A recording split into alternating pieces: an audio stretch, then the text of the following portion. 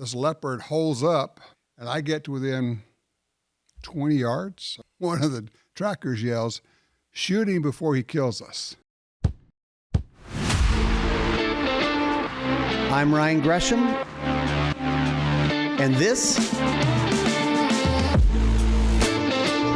is Gun Talk Nation.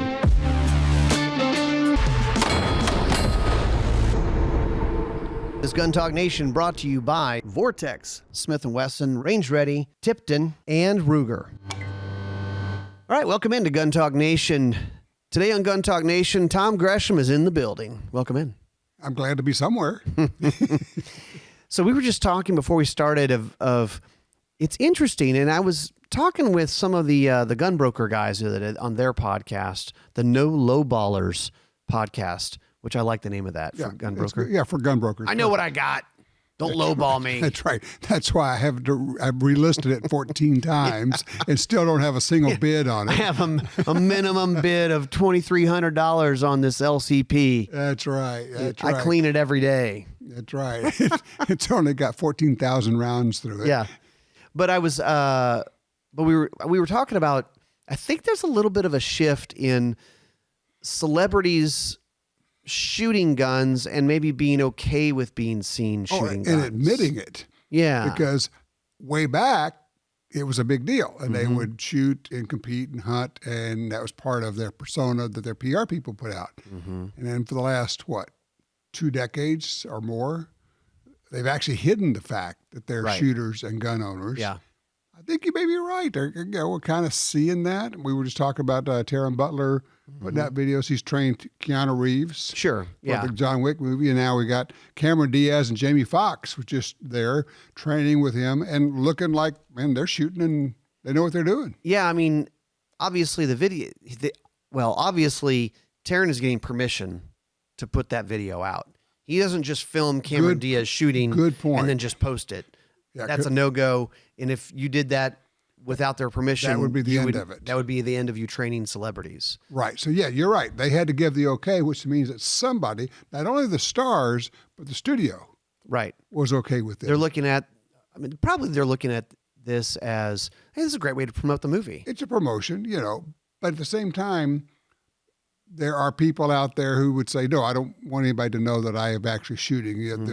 I'm an actor, But you go way back. You think about the Weatherby book that Dad and I wrote. Yeah. And Roy Weatherby was brilliant at working with celebrities. He was right there in Hollywood area. He was right there in Los Angeles, yep.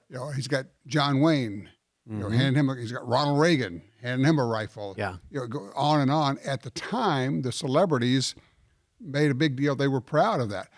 Robert Stack, who a lot of people may not know, but they might know him from the movie Airplane. He was one of the captains. One of the pilots, yeah. Robert Stack was a really good actor, but he was also on the U.S. skeet shooting team. Wow. He was a champion, national level champion skeet shooter, serious gun guy. And, so there are people, Tom Selleck. Sure. And there are those that people know, right? They know Tom Selleck. They know Ted Nugent. He's a celebrity who shoots guns. Yeah, duh. We know this, right? That's his whole thing. Right. But it is interesting to see that out there. And I wonder if it's like I can't, the example of like Cameron Diaz and Jamie Foxx shooting PCCs, semi-automatic handguns, ARs. Is it okay because it's for a movie? Because it's like, I think so. Yeah. But these are real guns they're shooting. It's okay because it's a movie. But what would be interesting is to do a follow-up and say, did you like it? Right. Was it fun? Do you think you would want to shoot again? And, it'd be like everybody else. Maybe yes, maybe no. Who knows? Yeah, and then you have the podcasters who are top level podcasters, Joe Rogan being number one, and he talks about shooting guns. So it's kind of like, this is not a weird thing. It's a normal thing, and it's a fun thing. The other part is people may not think about it much, but the gun companies have people either dedicated to them or they hire people to get their guns into movies. I mean, that's part of the marketing. It's a major deal for them. I mean, we can go product back. Placement, whatever. Yeah, SIG has done that for years. SIG's done it. Smith & Wesson. I mean, Smith & Wesson the Model 29, Dirty Harry gun. Yeah. I mean, it's like that movie comes out and a bunch of people go, okay, I want to own that. They sold out of 44 Magnums for years. Yeah. It was a game changer for them. Yeah. So they'll actually have dedicated people in Hollywood that are kind of pitching their guns to be put into movies and stuff. And I'm guessing, I'm not sure how it all works, but I'm guessing they probably have to pay a fee to get their gun used. I mean, I know product placement is, probably so. That's a perhaps pay to or play. I guess another way you could approach this would be you're going to the prop houses, make friends with the prop houses so that they will be aware of your guns, right? And then also use their guns and recommend it. And maybe that there's not a fee. Although I don't want to be jaded. I mean, I don't want to be naive. Like, of course, there's probably a fee, right? But like, maybe it's just like, like they're doing it out of the goodness of their hearts, Ryan. Yeah. What's in it for me? You always in sales, everybody? What's in it for? That is the only question. The person you're selling to. Yes. If you can't answer that question and you're making a pitch, don't even go make the pitch. Yeah. Don't bother. You're wasting your time. So we're talking about celebrities. And then we were also talking about you're here. We're going to be doing the Jacob Gray Trijicon Shell Tech Ammo Experience class I'm here looking forward to starting that. tomorrow. But cool guns, cool ammo. I also have you going through a bunch of old file cabinets of articles and photographs and all that stuff. Gresham, your dad, my grandfather, he was kind of in that celebrity crowd. He took celebrity shooting and hunting all the time. Very much so. He ended up being a celebrity, but through the American Sportsman TV show, which was on ABC, he took a lot of celebrities out to hunting and fishing. Burt Reynolds. Yeah. The first show that Grits did was with Rip Torn and Burt Reynolds hunting ducks in South Louisiana. Had a great time. Ended up making lifelong friends with them. Obviously, Bing Crosby, Phil Harris, good buds. But it went a lot further. Jimmy Dean, Bruce Jenner took him on a hunt. Yeah, if you guys haven't, I think we posted on the Gun Talk YouTubes and other socials a few years back. We posted Grits and Bruce Jenner on a hunt, a clip, or a pretty long clip actually, from that TV show. I thought it would get a little bit more buzz online with like, wait a minute, Bruce Jenner. Yeah, Caitlyn Jenner. Shooting guns, hunting. Yeah, why not? This is kind of interesting. Well, exactly. But yeah, it was, the show was kind of based around celebrities going hunting and fishing, the American Sportsman TV show. So Grits got to hang around with all of them. But then one of the things that was interesting is that, like, he also played, and Dad played golf. And he played in a lot of the pro-ams. And of course, he played at the Crosby because he was friends. On this set, there's a trophy from the Bing Crosby National Pro-Am, 1979. That's right. So one of the things that was interesting to me was that the pros, and Dad played a lot of these tournaments, and they knew Dad because he was the hunter, the gun guy, and the fisherman. Right. And when he would go out and play golf with these pros, they wanted to talk to him because for them, their hobby was hunting and fishing. And he was the star for them. And of course, for him, they were the stars because his hobby was golf. Yep. And so it was real interesting. And I was talking to a fellow who was actually at the Masters one time. I think it was the Masters. And Dad was playing, I think they have their early round or something. And he said, he was watching Ben Crenshaw was walking by. He thought, man, that's really cool. I said, then Crenshaw turned. Oh, no, I know it was. Dad wasn't playing. He was in the stands. Oh, okay. And so Crenshaw was playing. And they turned and started walking over toward the stands. And the guy, he told me, he said, Ben Crenshaw is going to come over and say hi to the crowd. He said he came over and he said, Crenshaw says, hey, Grits. Well, Ben Crenshaw and my mom were both avid birders.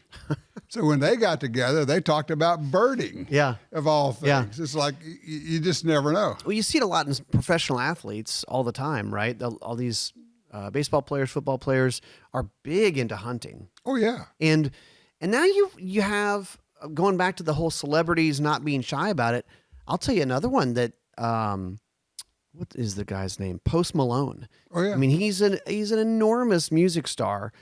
And he's, I love shooting. He's shooting guns. He's posting on social media. He's like, I don't care. Tiger Woods. Yeah. Loves to hunt and fish. Yeah. They kind of hid it for a long time, but I think maybe it's okay now. Yeah. Yeah. Well, and if you think about it, some of the most popular video games are video games where you're shooting, the Call of Duty and all that stuff. And so, I mean, Post Malone and people that are in their 30s, I don't know how old he is, but right. 30s, they grew up playing these games and they grew up saying, oh yeah, the FN Scar. Oh, cool. The SIG. Yeah, they know guns. Whatever. Yeah, they know guns and they're like into it. Oh, it's a Trijicana ACOG, right? Well, I don't know if you know, the anti-gun people now have realized that that's what's going on. Mm-hmm. And they actually have a move to try to take guns out of video games because they have found that that's a very powerful motivator. When, the thing, and we've talked about this for a long time, kind of our little secret weapon that people don't understand, and we take it for granted, is that guns and shooting's fun. Right. People go out and shoot, they have fun. And it's not like we're trying to make a political message out of it. It's just like, come shooting with me. And they go, wow, that was really fun. I want to do that again. Winner. Yes. We won right there. Yeah. Yeah. And sometimes we go down the serious road. You talk about politics and gun rights. You talk about concealed carry and protecting yourself. I mean, that's part of it. But yeah, guns are fun. Target shooting, just going out there to the range. It's awesome. It's challenging. And it's always challenging. I don't care how good you get. Mm-hmm. It's always challenging. You never master it because you can always get a little bit better. But the other part of it is, and I don't know, it's just kind of a fun thing for me, particularly for guys, because, we always want to have the remote control on the TV. Shooting is like the ultimate remote control, isn't it? You pull the trigger there and something happens over there. Yeah. Look at that. Fun. Yes. Oh, look at that. I made something happen over there. That was cool. Yeah. Let's do this. We'll be right back after this break. Let's be honest, cleaning your gun shouldn't feel like you're wrestling an alligator. Enter the Tipton Best Gun Vise 360, a ball head genius of a vise that holds your firearm at any angle you can dream up, because sometimes gravity is not your friend.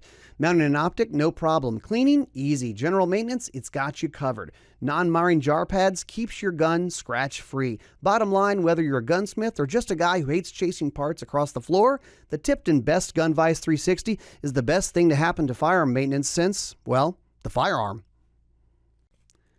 Ruger and Magpul walked into a bar and somehow, instead of starting a fight, they built a handgun masterpiece, the Ruger RXM. This American-made pistol is everything you want: exceptional ergonomics, upgraded features, and a price tag that won't require selling a kidney. Bottom line, the RXM is built for you, your budget, and your obsession with tweaking your gun until it's just right. So go ahead and make it yours. Ruger and Magpul already did the hard part.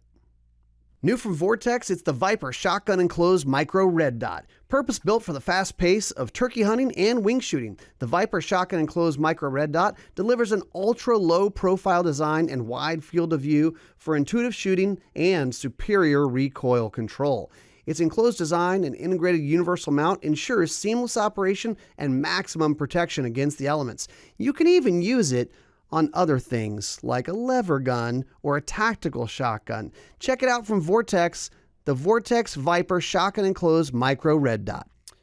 Meet the Smith & Wesson CSX E-Series, because apparently Smith & Wesson took one look at their already great CSX pistol and said, yeah, we can do even better. The new E-Series trigger, crisp, clean, smoother than your grandpa's whiskey. And of course, it's optics ready with a clear sight cut so your fancy red dot won't get blasted with carbon like a neglected grill. With 9mm power, up to 17 rounds, and all the upgrades you never knew you needed, the CSX E-Series isn't just an evolution, it's proof that Smith & Wesson refuses to take a day off. Ever wanted to train at a top-tier shooting facility that used to be a slaughterhouse? Well, dreams do come true. Welcome to Range Ready Training, the home of Gun Talk Media, where we turned an abandoned meat processing plant into one of the best firearm training facilities in the country. Led by Chris Serino, Range Ready offers pistol, rifle, women's only, force on force, and instructor development courses. Whether you're a newbie, a pro, or that guy who thinks watching YouTube makes you an expert, we've got a class for you. So if you're serious about getting better, training smarter, and maybe experiencing a little Louisiana charm along the way, come check out Range Ready Training. So I was thinking about stories as you were looking through all these file cabinets of articles and photos and stories from you, stories from Grits. It seems like there were always lots of stories from Africa hunts. And I mean, I was thinking about, just, I don't know, when I was a kid and you came back from your trip to Africa, I remember just like, oh my gosh, all these stories, whether it's stuff that happened when you were there or stories from the PH Right. or whatever. Right. Stories from Grits of like testing, using bullets that didn't work well. They're brand new. Yeah, this is great. I almost got eaten by a lion because your bullet blew up on the surface. Kind of a deal. And we won't talk about the brand, but it's not out anymore. Yeah. But no, for hunters, and I mean, I encourage you, I think you ought to go. Africa is crack. The first time you get some, all you can think about after that is, I want more of it. I've heard lots of people say that, but why is that? I think it sounds so silly to say it. It sounds so obvious. It's just so different. Everything about it is different. The experience is different. The place is, the people, the animals. It is a thing of dreams. I mean, you're hunting waterbuck and impala, and you get Cape buffalo, and it's different. It's exotic, but stuff happens. It's like I was walking along. We were hunting Zimbabwe, and we're in, I don't know, waist high grass, right? So you can't see the ground. And it's me and this professional hunter and the tracker and a couple others. And I hear this sound, and look over, and the tracker jumped back like that. I looked around, and there's a cobra, and he's 3 or 4 feet taller than the waist high grass, just looking at us. Like, really? I mean, we're talking 8 feet away, right there. Like he had risen up. He's risen up. He's 12-foot long cobra. And then he goes down in the grass, and I'm looking at them. It's like, oh, okay, let's go. Keep walking. He's gone. I'm going, he's down in the grass. And we can't see the grass. Don't worry. He's done. You're walking along. You go, what? Is that a porcupine? Yeah, it's a porcupine, but it's the size of a German Shepherd. I mean, it's got the needles that look like spears. Yeah. Everything is different there. Is it because it's a target rich environment, or is it kind of like, it seems like when stories I hear and also books I read, it's like, we were going to go do this thing, but then this thing popped up over here. That's a great point.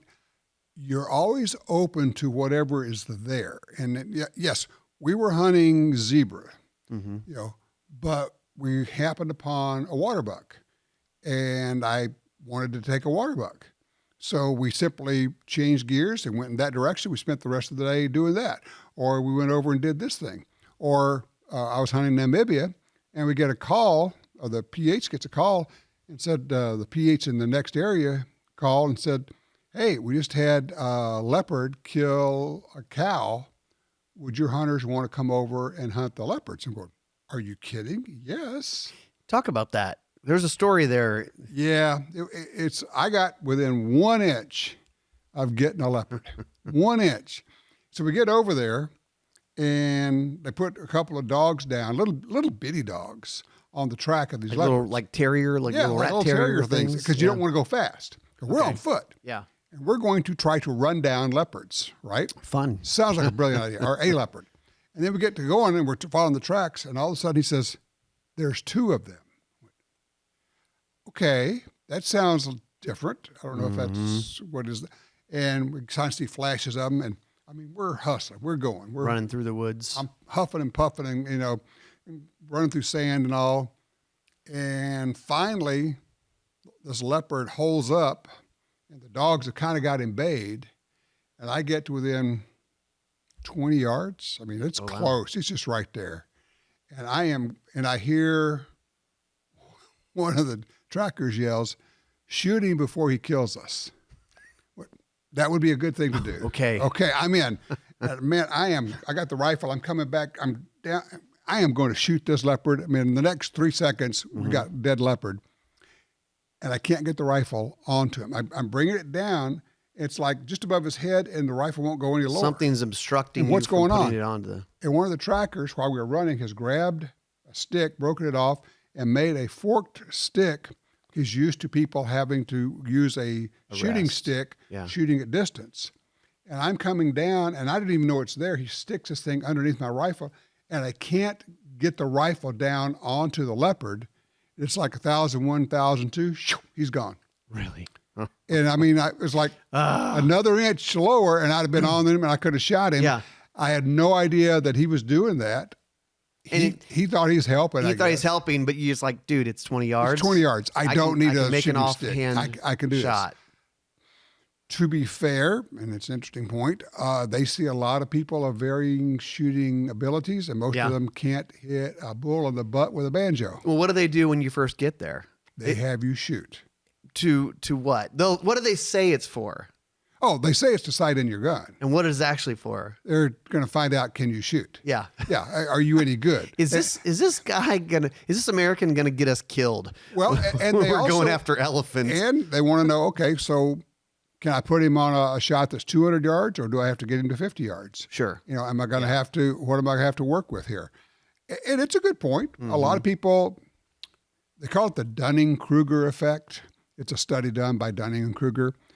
People who, on the scale, who don't have much skill tend to vastly overestimate how much skill they have. Oh, you mean like people who show up to range ready for pistol classes? I was going to go there, but you went there, so go for it. I'm just going to go ahead and tell you guys, we really, really, really appreciate everybody who shows up to classes and kind of gets out of your comfort zone to take a class, right? Because you're like, oh, man. You're sugarcoating it, man. But most people who show up are not good at shooting. But they think they are. Some people do, and some people, I love the people who are like, yeah, I've never taken a class. I'm not necessarily a pistol guy. That's the person you can work with. It's great. Yeah. But like, I mean, I can probably tell you, if you're listening to this, most of you guys aren't good at shooting pistols. 8 out of 10 people listening to this are not good at shooting pistols, and they think they're good shots, and they also think they are ready to carry a gun for self-defense, to draw and shoot in a highly stressful situation when they've never actually done that. Right. Yeah. And I mean, I guess, you know, hey, there's possibly somebody listening to this going, Ryan, you're full of crap. I've done, 5 classes. I train weekly or monthly or whatever. Part of the 2 out of 10. And maybe you're a badass. Yeah. But from what I've seen on our small sample size of several hundred students, like most of them are not good at shooting pistols. And, that's subjective. What does that mean? Not good at shooting. Like, dude, I sit there and I go bang, bang, bang, and everything's on paper. I'm like, how would you test them if you said, okay, I'm not going to give you a really hard test, but here's something that I want you to be able to do. Let's just see how well you can do. Like for an example, okay. And then of course we're thinking of this more of a defensive pistol thing, right? Yeah. Draw your gun from the holster, not even from concealment, just a range holster. Okay. Draw your gun at 10 feet, 5 shots in 5 seconds on a 5-inch circle. Can you make all of the hits all the time, 100% of the time? Not even moving. You're not moving. The target's not moving. 10 feet, not 10 yards. 10 feet. 10 feet. Yeah. Okay. 5 shots from the holster into a 5-inch circle. In 5 seconds. 5 seconds is like long 1, time. 2, 3. I mean, you can get a cup of 4, coffee in the middle of that. 5. And perhaps, I don't know what you're thinking right now. Maybe you're like, that doesn't sound hard. But from what we see, most people, the Dunning-Kruger, they overestimate their abilities. Hey, I shoot guns. I've shot lots of guns. Cool. Mm-hmm. I've driven lots of cars. I'm not ready to go race in the Indy 500. Well, and now there are a lot of drills. You can look up drills. Mm-hmm. You can actually test yourself. But here's the deal. If you're serious about this, you must have a shot timer. Yeah. You cannot test yourself at the range without a shot timer. It's true. And one of the problems is a great number of ranges will not let you do that. Right. A lot of indoor ranges won't let you draw. I mean, no drawing, No rapid firing, I don't even know what that means. Faster than one shot a second. So you can't test the drill I just told you. No, so you can't go pop up, do a double tap, pop up. Hey. No, none of that Slow here. down. None of that here. Yeah, okay. We're just making guns go off. That's right. We don't actually want you to be any good at it. we don't actually care if you're any good at it. We got your money anyway, right? Yeah. The point of that is, if you really actually want to be good, you need to, of course, take training. Training is not practice. Practice is a different thing. Training is a class, an actual class with an instructor, with range officers there. And oh yeah, by the way, if you look over your shoulder and the lead instructor has placed a range safety officer who is standing within 2 feet of you the entire class, there's a reason for that. They have looked at you and said, this person is not safe. Yeah, please keep an eye on this person. We're going to keep an eye on you. So and look, it's not necessarily a bad thing. And I'm only saying this because I want to motivate people and we just bring a little dose of reality. Because look, it's fun. We can talk about guns all day long. The new M&P metal, awesome gun. Right. The SIG Fuse, cool. Pick whatever the one you Springfield like. Prodigy, They're sweet. fabulous. It holds this many rounds of 9 or whatever. The Jacob Gray, awesome $3,000 pistol we're going to be shooting this week. Yeah. Unbelievably a good. work of craftsmanship. It is. And it's fun. But have you taken a multi-day class where you shoot hundreds of rounds of ammunition under the watchful eye of a skilled instructor? Have you? If you haven't, and you're like, dude, that's 2 days. I got to take off of work. Yeah. You know, that's what people do when they want to get good at things. You know what I always say? It's $600 or whatever it is. You tell the world what's important to you by what you will spend time on. Time and money, same thing, really, but mostly time. You say, well, you know, I don't have time to do that. We actually do. Yeah. You spend time doing other things, whether it's golf or boating or whatever else. Sure. And you've decided that's important. That's great. But don't tell me I don't have time, or don't tell me that shooting's important and I carry a gun to protect myself and my family and I'm going to protect their lives, and you've never taken a class. Because what you're telling me is it's not really important to you. Right. If you haven't actually gone and taken the class. And here's the thing. It's a lot of fun. It's super fun. That's a good point. Everybody who comes is smiling. We're having a great time. Oh, yeah. And you're what's I think also kind of cool, and it's not just here, but everywhere you go. I mean, if you go to SIG Academy or Gunsight or whatever. Right. It's so many like-minded people, not only like-minded as far as being gun enthusiasts, but, and this does not necessarily mean like-minded as far as conservative or liberal. I was hoping you were going to go there. It's not necessarily that. I mean, probably certainly skews conservative, but. Yeah, but you're going to get some folks who identify but it's as liberal. like-minded as far as I want to learn, okay? Like-minded, I want to be prepared. Self-reliant. I want to be self-reliant, which is cool. Yeah. To be around people like that. It is. These are generally people who are not sheep. It reinforces your self-image of, okay, a lot of the people I'm around are not like this, but I know I'm right at saying I'm going to take care of myself and my family. I know I'm right in preparing for this. Oh, look, there are a lot of other people like me, and they're really good, accomplished, smart people. I want to be around people like that. And you're right. You come away from a class like that and invigorated, your battery's been recharged, and you're thinking, this is great. I had a fabulous time. And after you take your first class like this, you start thinking about, how do I get back and do it again? Yeah. Yeah. And I mean, I'll give you another one. Like, I've done a few different times of training wing shooting, shotgun shooting. We don't do that here, but it's great. It's so fun. And it's amazing. You could spend one day.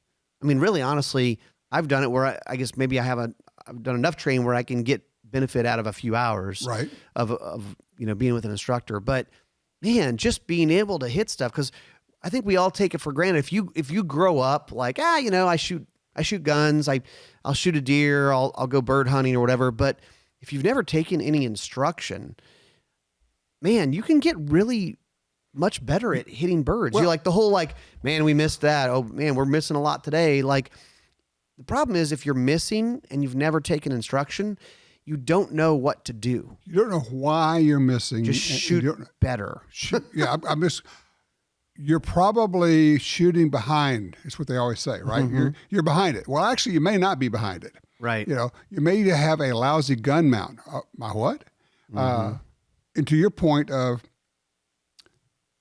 with instruction, you can become a much, not just a little bit, but a much better shot, and you can do it very quickly. Yeah. I mean, I've had Chris, and I've taken dozens of classes. Mm-hmm. You know, last class I took here, the diagnostic pistol instructor, and he showed me one little thing. I went, I have never had anybody show me that, and my shooting with a pistol improved instantly. The moment I started doing that, changing a little thing with thumb pressure on the side of the gun, I went, holy cow. It's like, okay, one thing and I'm a better shot. You can improve so quickly. Well, you mentioned that. I was going to say you can diagnose your shooting a little bit. You may, if you've had instruction, for instance, wing shooting, right? If you've never had instruction on this and you just like, I don't know, I just point, I move the gun, I try to hit birds, right? But maybe you're like, oh, well, what I need to do is I need to make sure it's lined up better. And that's probably not, it's kind of the opposite perhaps. You're like, I just need to look harder at that front bead on the shotgun so I can hit these targets. Yeah. Don't do that. Yeah, because if you're looking at the front bead, you're probably missing. Yeah, that's the opposite, by the way. Just you don't want to actually. You want to knock the bead off the gun. I've talked to people who say, yeah, you know, I don't know when I lost the bead. It might have been years ago. Good shooters would say that. Yeah, I never saw it. I don't look at it. I never saw the bead anyway. It's like, okay. But, you know, I mean, you train with Michael McIntosh and Brian Belinsky. And one of the things that happens is when you're out shooting your shotgun, you have their voices in your head. Oh, yeah. You can hear their instruction. That was a long time ago. And I still, when I go shoot shotguns, I'm thinking about my mount. I'm thinking about things. And I've taken a few other, done some other instruction stuff, and I'm thinking about what they told me. I mean, I'm not winning any tournaments necessarily. Although you won something down in Mexico. I did. Crazy. I finished. I think, I don't know. I won something. I was like, you know, a C-class shooter in a You shoot. got a medal that you put around your neck. I got a medal and I won money. So I'm basically a professional. This is true. You know? You lost your I had no status, idea. but it was in a different country, so it may not matter. They were like, oh, you won. I was like, won what? What are you talking about? There's no way I won anything. Was there a booby prize? Yeah. Did This was like, come in last? It was like, well, you know, you're like whatever, a B-class shooter in this tournament. You were second in the B class. Yeah. I'm like, cool. Okay, I'll take that. I'm a big winner. Yeah. But the diagnostic thing is cool. We actually, we're talking about all this. We put on classes. We have one coming up in May that is the DPI, the Diagnostic Pistol Instructor class. And we'd like you to be a decent shooter, but you don't have to be, you know, master class shooter for that. But let me jump in. It would really behoove you to have taken a class before you go to the DPI class. You get more out of it. Exactly. Not that you have to, but you will progress faster and farther if you've done that. Yeah. Yeah. So that is something coming up if you're interested. I mean, we kind of, how we typically put our classes on the schedule is we'll put a batch on for the spring. So basically after SHOT Show, because SHOT Show's in January and that's the whole thing. But so February through May, we'll put out a schedule of classes, and we're almost kind of towards the end of that. We're kind of running through these classes. And then if you look at the website, you go, you don't have anything coming up. We will. We don't typically put a bunch of stuff on in the summer because it's pretty hot down here, July, August.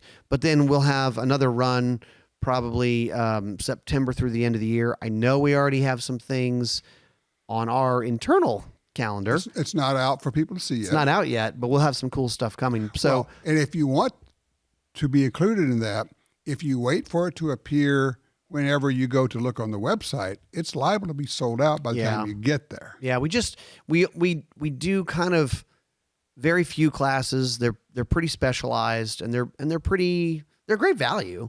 And we have some stuff coming up in the fall. So, you know, if you are like, okay, fine, Ryan, fine, I'll come take your stupid class. If I take the class, will you quit talking to me about it? Crap about this.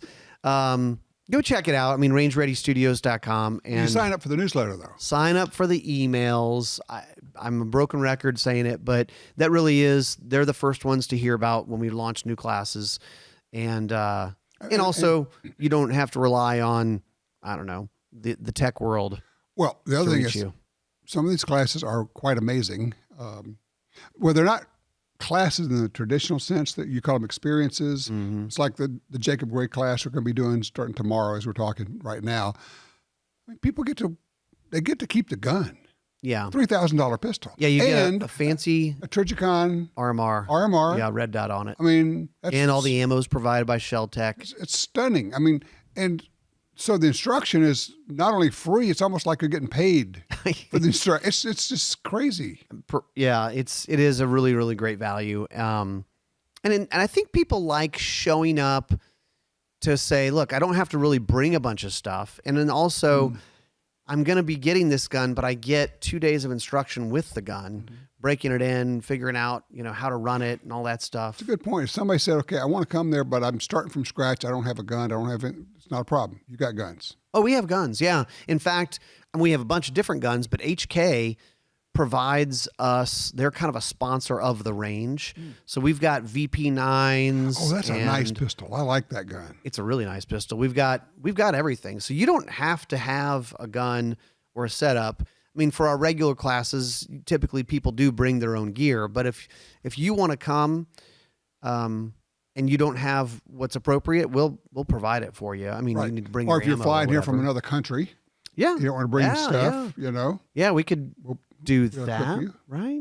Yeah, I think we can. Yeah, you can do that. I don't know. I mean, I know that people fly into Vegas from other countries and shoot machine guns, so I guess it's okay. My buddy David Brown from Australia come in here and shoot, so why not? It's, as you say, the main thing is it's fun. Start off with that, and then you're going to learn stuff. So it's all of that. I will say the other thing, once you get started at it, you talk about stories.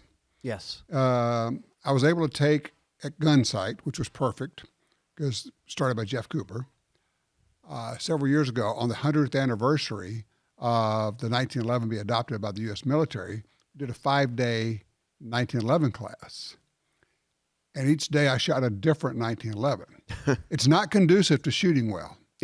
Because I had 9mm, I had 10mm, I had 45s. You're not really learning the pistol. No. Yeah. But it was just, I don't know, I thought it was some kind of an homage to John Browning and the 1911 We do pistol come up and with all. some goofy ideas for experiences and content.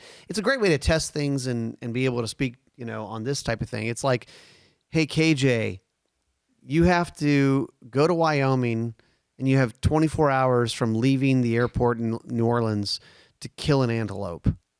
And here is a Ruger American ranch rifle with a 16-inch barrel in 7.62 by 39, the AK cartridge. This is what you got to go do. Yeah, and film it. Now go. We did that. He did a great job. I mean, he got it done in, like an hour left in like the 23rd hour from leaving New Orleans. That's not as goofy as the video you just put up yesterday. He said, I don't want to do that again. It was too much pressure. But the one you put up yesterday, that was a wackadoodle idea. I'm glad you brought that up. We need to talk about that. So we got a Phantom camera here that shoots the super slow-mo stuff that you'll see in certain videos. You can see the bullet in flight as it's slow motion going across. Yes. So we were like, what would be cool to do? And so we had a lot of ideas. A lot of them were stupid, but you did one of the stupid ones anyway. So we ended up saying, okay, could you shoot a 9mm pistol, shoot the 9mm bullet down the barrel of another gun, like the gun's pointed at you, and you try to shoot it right down the hole. Bullet go into the barrel of the other gun. Yes. So that is the premise of the video we just launched. It's got to be perfectly aligned. Yeah, and we've got the slow-mo of the bullet flying through the air and when it misses or hits or whatever. So you need to go check it out. It's called... Some kind of trick shot, something. Yeah, it's an ultimate trick shot. I mean, but if you go to the... Gun Talk YouTube. Look under videos. Or it's on Facebook. And it's short. I mean, it's like on Rumble. It's like a 3-minute video. It's not very long. We have a Rumble channel. I never talk about it. We should talk right? about it. Yeah. It's like YouTube, but freedom. But without the blockage and the throttling and all the other stuff that social media does to anybody that's gun related. Yes. So there you go. Yeah. So go check us out on Rumble. Rumble.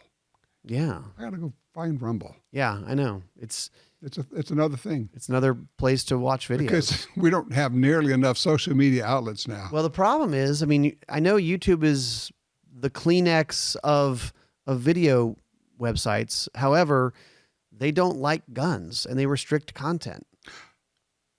Point being that if you subscribe to a gun channel on YouTube, you may not actually see some of the stuff they post.